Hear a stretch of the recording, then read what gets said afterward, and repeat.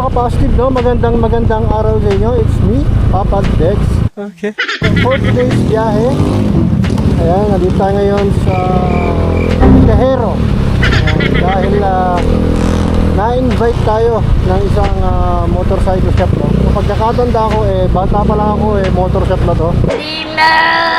At syempre, it's an honor, no? Dahil naimbitahan tayong ipasilip yung kanilang motor shop.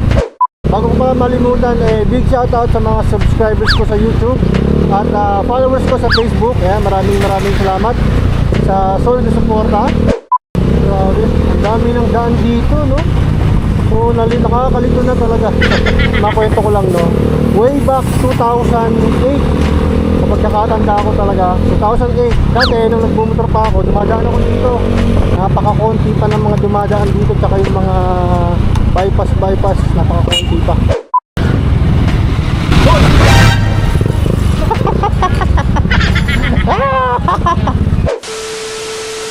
Ito na nga, na-late pa.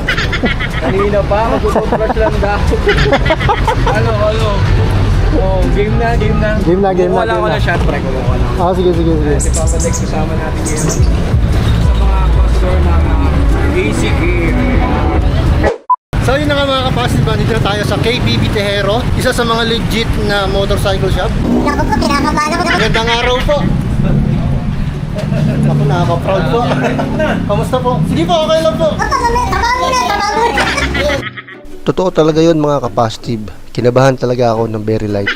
Siyempre nga naman, na-meet ko na yung owner ng isa sa legendary motorcycle shop dito sa Tejero. So yun na nga mga kapasib, no? Natapos na tayong mag-shoot.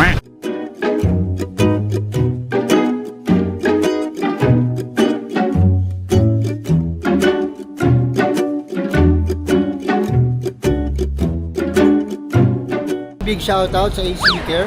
So available yan sa B3 Motorcycle Shop at KBB. Pagpasensyahan nyo na at hindi na kaagad ako nakapag intro ulit nung dumating ako dito kasi nga late na rin.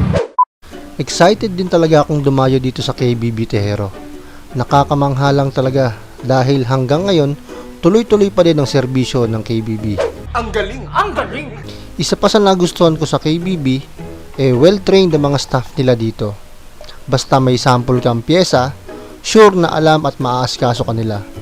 Kaya pag sinabing motorcycle parts and accessories sa Tejero, good quality service ang ma-experience mo sa KBB. Open sila for wholesale and retail transaction from Monday to Sunday, 8 AM to 7 PM. Till next video mga kapastive, stay safe, God bless, peace out.